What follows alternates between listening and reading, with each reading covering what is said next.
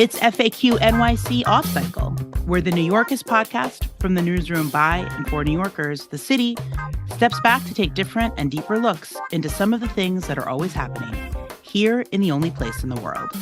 I'm Katie Honan. Maybe you've seen the bright and fun signs at some of your favorite and hip restaurants, places like Makosa Trattoria in Bed-Stuy, or the Club Night Moves, or Regina's Grocery. The signs and designs are the work of the Cevallos brothers, who for years have been making ads and signs for businesses all around New York City, in Times Square, and particularly along Roosevelt Avenue in Corona and Jackson Heights. That's where I first saw the signs, and it's where our next guest, Aviram Cohen, first learned of the Cevallos brothers too, before taking on a role as a manager of sorts to help them expand their business. He's on with us now to talk about their work, and just so we all know, there is an art show displaying their work at St. John's University through December 9th. And I believe, he is responsible for launching them from sort of insider Queens to now an international brand. So, Aviram, thank you so much for joining us. And I guess if you want to just start, with your origin story of how you first came across their art and then how you came to work with them. Thank you for having me on, Katie.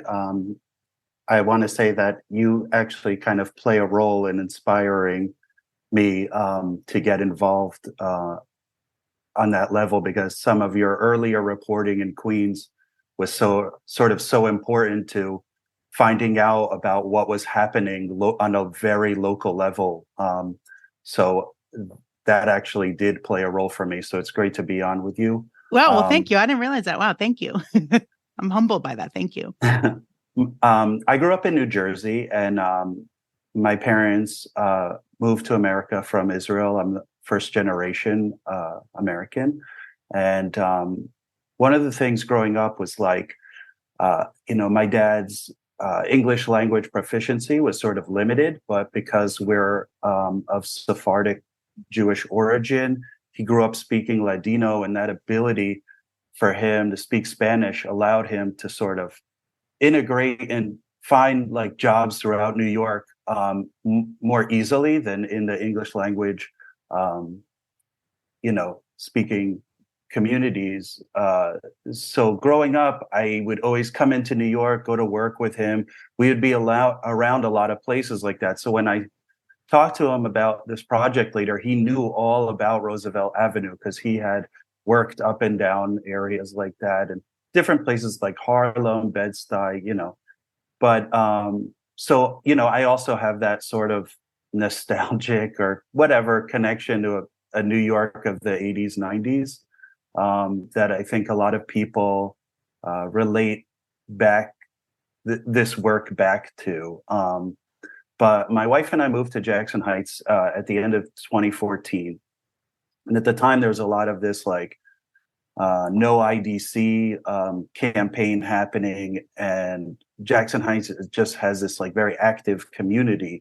And so, when I'd go out and explore the neighborhood, walk out like all through Corona and everything, just to check stuff out, these signs jumped out at me, and I was always so curious about it. It wasn't until towards the end of the following year in 2015 when my wife started her own business here in Jackson Heights, which is a yoga studio called Second Story Movement. She said to me, I need some signs made. And I was like, oh, we should hire these people that are doing this. And I had no idea who they were. So we spent an afternoon going from place to place, tracking down who made these until, and it's a little bit of a challenge because not everyone speaks English. Our Spanish is also quite limited. Not everyone is like a manager when you walk in, so they don't know who's hiring the sign people. But anyways, we went to a bunch of places until finally we could figure it out.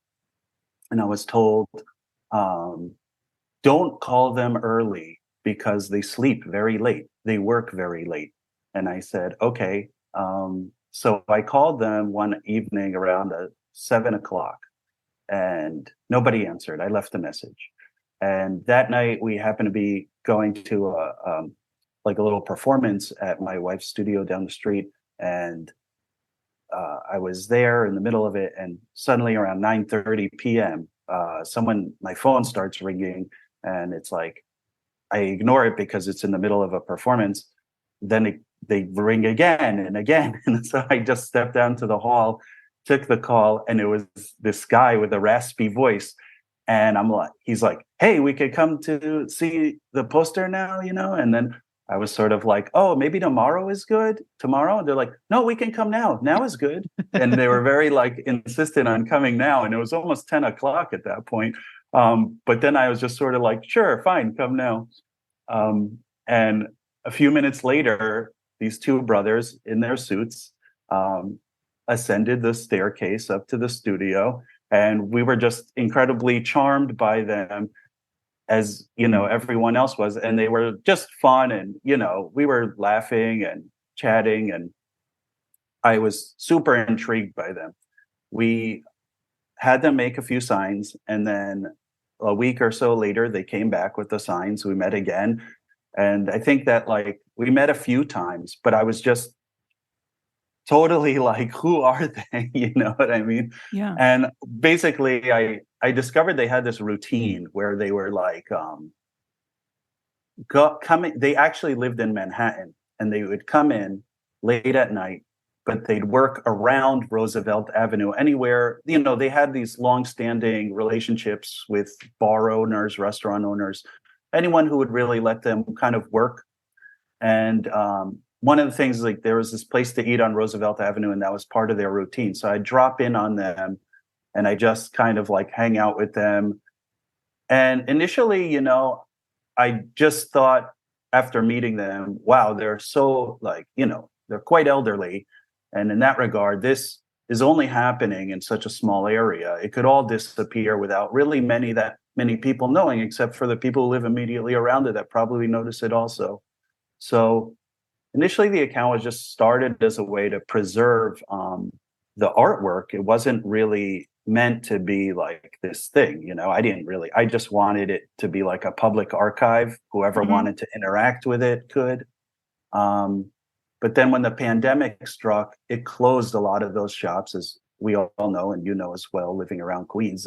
Was one of the most. This area became like the avatar of the pandemic, with you know what was happening at Elmhurst Hospital, and you know a lot of those places that they did business with were greatly affected. And you know, since I had already established this thing, I pivoted to try to figure out how to help them, you know, like financially.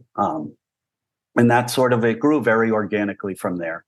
Initially, we just kind of did these prints. And then as things opened up, people were inquiring about commissions. And then it was just sort of like, yeah, folded into what it is today. And I should note, I did ask, obviously, to speak with Carlos and Miguel, but as you know, they're sort of media shy, which I actually think adds to their lore of like, even in the Eater article and the New Yorker piece, it was sort of like that. It took months to even meet with them, which I think that I find that, you know, some people, when they don't want to talk to me, I'm mad about it, but I'm like, you know, and I think I'm also fascinated, just like, you know, your involvement with them. So as you mentioned the pandemic and these businesses closing down and, you know, just that experience, which we don't need to recap for our listeners, but what was it like, you know, introducing them to a larger audience? I don't know, you know, if you explain to them like, look, we're going to take commissions. And then especially, I know in a lot of the photos, they always were masked up. I don't know what kind of precautions you took as well. We all took on extra steps to protect ourselves during the pandemic. But if you want to go through, you know, what it was like as their audience grew, as in some ways we all had to kind of shrink our world for protection. Yeah, so that was like pretty funny. I was very aware of that and like concerned for them. So what my wife and I would do is like, I did the print sale initially, and then I don't want them going to like any check cashing place or something. So it had to be like, you know, cash. And then we would ride our bikes over the bridge to avoid the subway. And then we would meet with them and then check on them, do some food shopping for them. So keep them out of the stores, you know.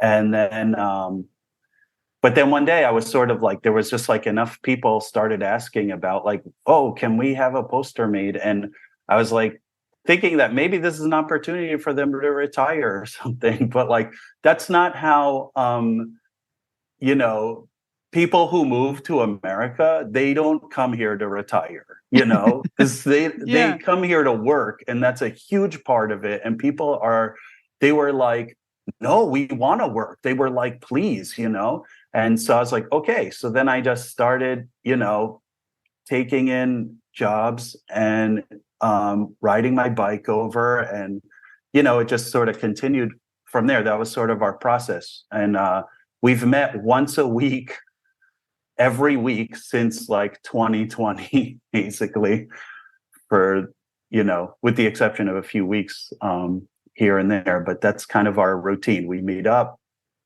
we go over jobs, and now it's a little more easy. They do, you know, they're back to like kind of doing their own food shopping and stuff like that. But What is it like on a, day to day working with them on these projects?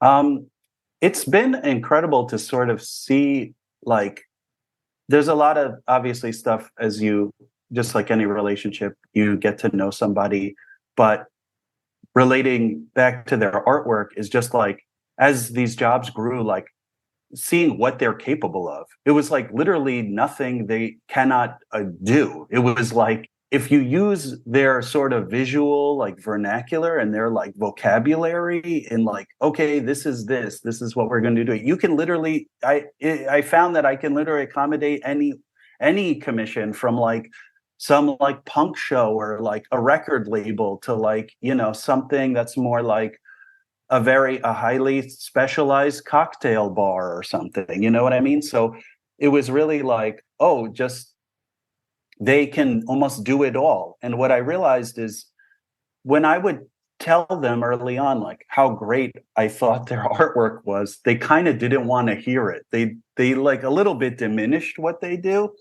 because they just see it as this like purely commercial thing. It's not, they have a more conservative idea about what art is.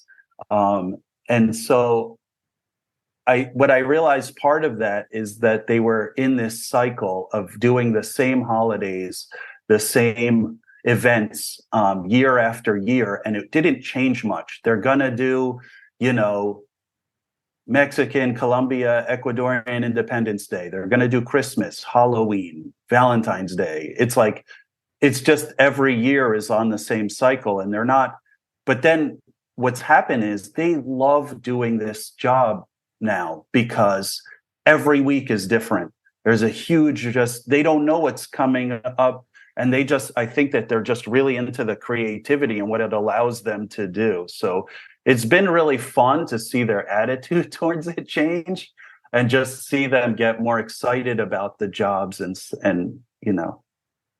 And I did want to ask, and this came up in that Eater article, and that there is a sort of bittersweetness about their different success now, because they were commercial artists. They born in Ecuador, grew up in Colombia, and then came here at different points.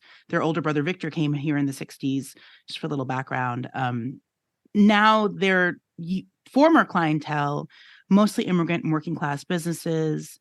Maybe some of them are closing, their shifts and changes. That kind of gets me thinking of, a neighborhood like Jackson Heights, how there's always a little bit of, there's tension, there's just a lot of mixture between new people, older people changing, and that kind of thing.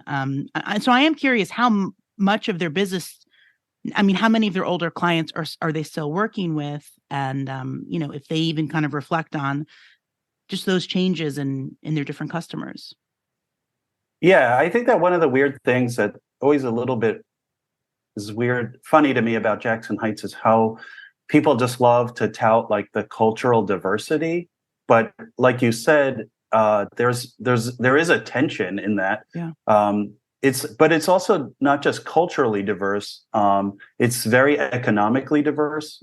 And that also creates tension, because there's just like, the spectrum of income here is like pretty broad, actually. And in terms of how they work with their client and the loss of that, they are kind of loyal to some clients that they have like a history with, that were close with their older brother Victor. So they do still work for a handful of people because they just, really owe it to them, or they just feel connected to them, and they kind of relate that back to like their brother. It's like they're honoring their brother and his relationships. What I learned from going into these businesses too is just that some of the people that own the businesses, they sort of just, that's what they do. That's their job, is they are restaurant and bar owners. So they just open up different bars. And that's why some of the work has been continuous, because it's like, this guy's opening up a new bar, and we always made his signs, and we're going to make the signs for the new place. So it just gave me a little bit more of a window into how some of the businesses around the neighborhood like work too, like, oh, it's actually like one guy owns like five of these five places, that they're not completely different places that they're making posters for.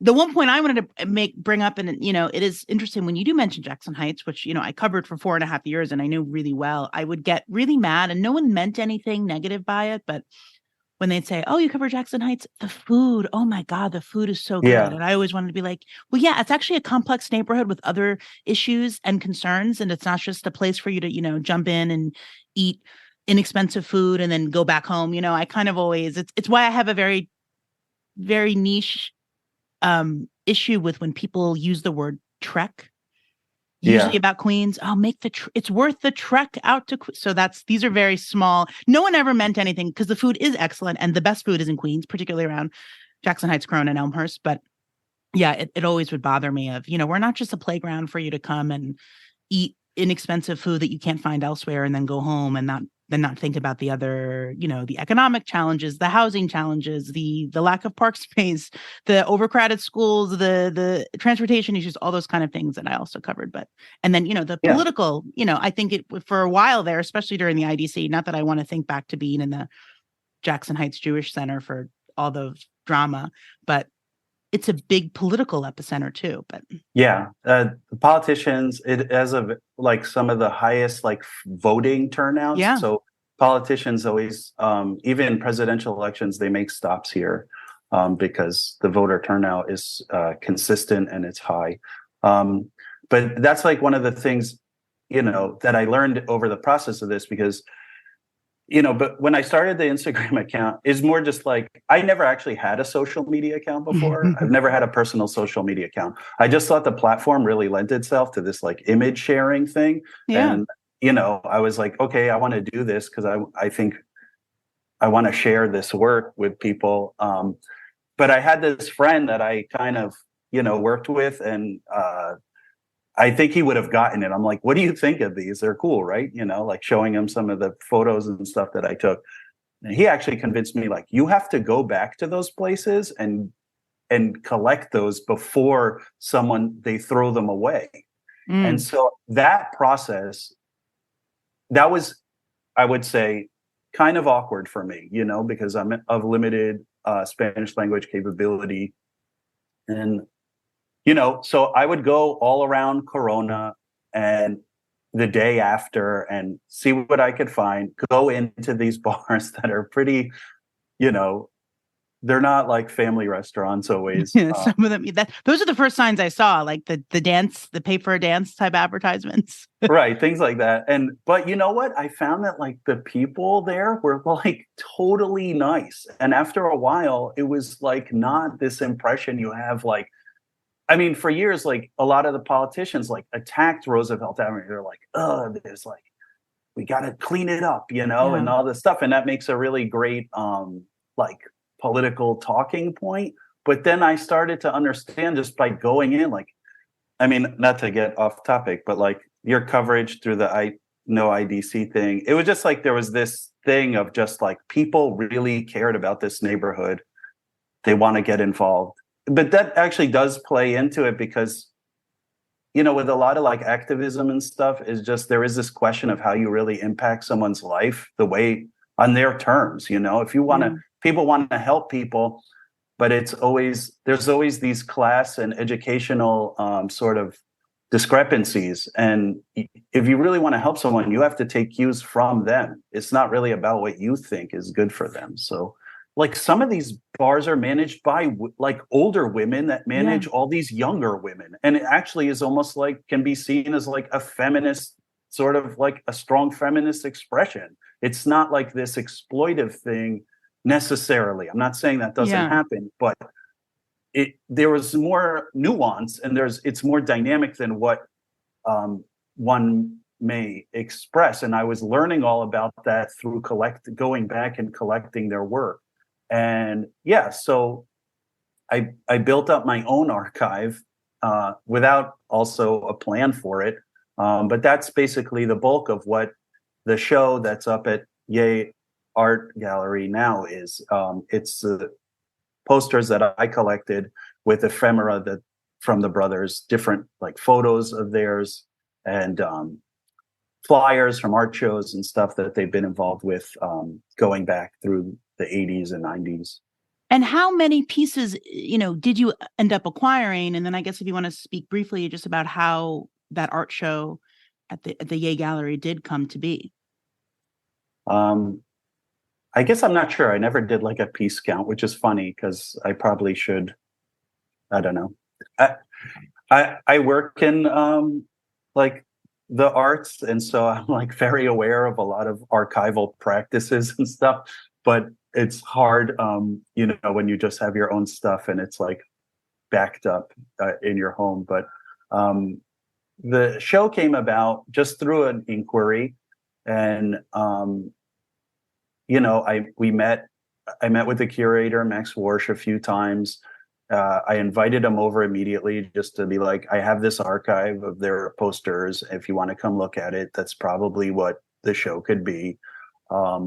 And he came over a couple days later and we met another time. And then we started meeting with the brothers and discussing, the direction of the show and where, it kind of just one of those things, again, that was very organic.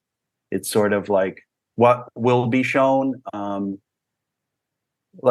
just like, what is the thing you want to focus on? And they're actually just so incredible. They saved everything. Their whole record of their life is intact. They have so many photos, flyers and different, like they have documented it all. And it's like, once they start showing you this, it's like mind blowing. Like there's so much material. But it's just deeply personal to them. So like later when it came to loan stuff, we had a little bit of a challenge on like how much or what we could borrow for the show. So, there was some funny things that happen around that, but you have to just respect that there is an emotional connection to a lot of this. But it's amazing that they have it all because beyond their aesthetic and their style, it's like really fills out their life. And for the record, for whatever posterity is, they say. Do you have a favorite piece? I always love the Halloween and the Valentine stuff that they did. But my favorite thing is the Mets poster. And the Mets poster because I think it's just so symbolic of, it's like for years they have toiled away outside the stadium. Yeah. And then it's like they're being invited in. If there's this is major league sports in America. This is baseball. Like that's like transcending like that's about as much as anyone could transcend, is to do a job for the Mets in Queens as Queens related artists. Like that was like incredible. And just the symbolism of them coming off of Roosevelt into the stadium was just like amazing. But it was a hilarious thing because they approach everything with just a very casual attitude. They're just sort of like, okay, sure, we'll do this. We'll go to the stadium. We'll, be in the New Yorker. Like they're sort of disconnected from a lot of it. They don't always have a lot of just the way they live is very insular, so they don't have a lot of reference points for like how big what they're doing is. I think that's refreshing. They're incredibly talented artists. I mean, as you know, I guess I've bought 4 pieces, custom pieces, one for this podcast. FAQ's logo is Cevallos Brothers print, but they're just doing the work, right? And that's part of it, I think. And so much of, I don't know if it's a generational thing or whatever it is, but they're just doing the work, and that's the most important thing. They're not thinking of, the hype around it, of which I think there's lots of hype. So, when you, and this will be a final question and anything else you do want to add, I know you said that they want to work forever. There's really no intent for them to retire, but do you have any plans to grow it even further? Do they have any suggestions of what they might want to do? Or is there like a dream or a goal that they've always wanted to accomplish? I don't think so. We just operate in a very small, we've sort of just created our own little circle between the 3 of us. They depend on me just for the more like administrative type of stuff. And, I just try to provide as little direction as I can, but enough to translate the concept, just to allow them not to influence what they do too much. That's why I work well with them in a way. That's why the trust had been built up, because it was just like you brought up the interview. The big thing with the interviews with them, and they were very media shy, and this kind of goes back to what we were just talking about. They didn't want to do it at all. They didn't get that people are like increasingly interested in who they are and their work, but they wanted me to. They were like, why can't you do it? Can't you do it for us? And I was like, okay. So there were inquiries, and I pitched that idea to people like, they don't do interviews, but I can help you craft a profile about them. I'll give you the info. I'll give you pictures. And a lot of people like rejected that. They didn't want to do it that way, which is fine. Eder and Emma Arlo was the first person to accept those terms. And she was like, okay, fine. And then she went on, and I didn't realize it until the article came out, but she really just made her own thing by going to people and asking them like how it worked and stuff. So that was fine. And then the same thing happened with the New Yorker, because when they approached, the writer Henry approached us, I could understand that he's more of this humorist that kind of just goes on this thing, and it's not really so much of an interview where he sits them down. He's just sort of going to write about the experience, so it worked well for how they want to do things. So I didn't even need to, he just kind of like hung out around us when we met up one day, and we ended up going to a diner, and it did end up being like more of an interview. But by then they were fine, because but it's all just like whatever comes down, we'll, the way we'll address it. It's hard to, I don't know. It's incredible. It's been incredible. I would never have imagined that it has gone as far as it has. I don't even know like how much further, like they've had every opportunity that like you could wish for in a way. So I feel like it's been very exciting. I appreciate it. We just all kind of, the 3 of us sort of take it day by day. And, it's just been great that people have been so responsive. It needs to be said that it could not had happen if people did not engage with it. So I'm personally just very grateful that people continue to commission posters, hire them, and it's like it's made my life easier, because I'm concerned about them and their well-being, and it assists in all of that. So it's been great, and it's been very exciting to see what the next thing is. And that is actually a good plug. How can someone commission a poster? I know you also do sales. There's been merch. There's been a collaboration with Only New York. There have been all these sort of artistic collaborations, but how can someone commission a poster or even just buy anything else that's for sale? You know, there's a calendar that I get every year. So let everyone know how they can do that.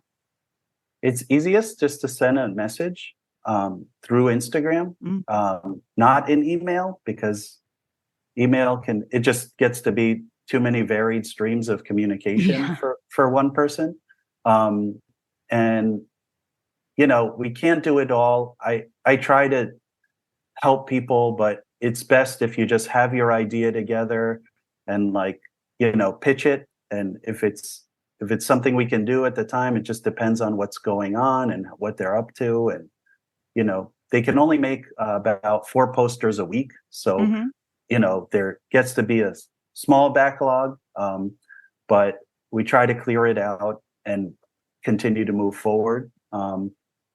So in that regard, sometimes you can't just make every pet portrait or, you know, fun idea that's a kind of a thing between you and your friends. But, you know, it just really depends on what's going on at the time. Yeah, I found it to be only a couple weeks. I think when I put I don't know what time of year, maybe. Yeah. One was maybe 2020, one was 20. So it takes a couple weeks, but and then you have a custom print and it's fantastic. Custom painting. They're not prints. I know. Sorry. I keep using the word print, but they're paintings. And I also like the artistic freedom. I have one for a dinner club that I do, and they put a bottle of Vosop in there, which I don't think I've ever drank, but I said, that's fancier than the bottle of wine I suggested. So I'm for it. Yeah. Just random things like that. It's like, they don't drink either. So I don't know where they came up with that. They probably saw it in a window or something. Yeah. Well, great. Aviram Cohen, who works with the Cevallos brothers, Carlos and Miguel, helped launch them, you know, to, again, international. You've done international orders. So I've seen a lot of these kind of orders, but you could follow them on Instagram. Our FAQ logo and our beautiful posters is from them. So we appreciate you coming on and talking about your process and the media shy, but very, you know, mysterious in a good way, brothers. So thank you. Thank you, Katie. FAQ. This has been FAQ NYC Off Cycle. We're part of The City, a nonprofit, nonpartisan newsroom dedicated to hard-hitting reporting that serves the people of New York. Our work is freely available to everyone at thecity.nyc and is supported by listeners and readers like you. Go to thecity.nyc/give if you'd like to pitch in. We also receive support from P&T Knitwear, an independent bookstore, cafe, and event space on Manhattan's Lower East Side, with a podcast studio that can be freely reserved for community use. We're a proud member of the Brickhouse Cooperative of Independent Journalists, Critics, and Artists. Find it all at popula.com. We are also affiliated with the Colin Powell School at CUNY City College, where Chrissy Greer is one of the inaugural fellows. Our host this episode was me, Katie Honan. Our engineer is Adam Camara. Thank you, Aviram Cohen, for joining us. And thank you, listener, for joining us and making it this far. Be kind, be cool, and we'll be back soon with more.